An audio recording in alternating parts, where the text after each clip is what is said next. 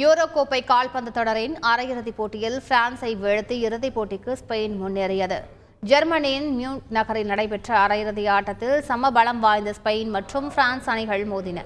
ஆட்டத்தின் 8வது நிமிடத்தில் பிரான்ஸ் வீரர் கோலோமியானி கோல் அடித்து பிரான்ஸை முன்னிலைப்படுத்தினார்.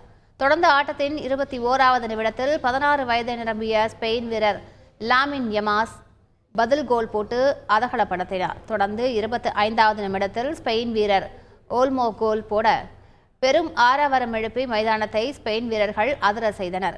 முதல் பாதியாட்டத்தில் ஸ்பெயின் முன்னிலை பெற்ற நிலையில் 2வது பாதியாட்டத்தில் பிரான்சின் கோல் முயற்சிகளை ஸ்பெயின் வீரர்கள் முறியடித்தனர்.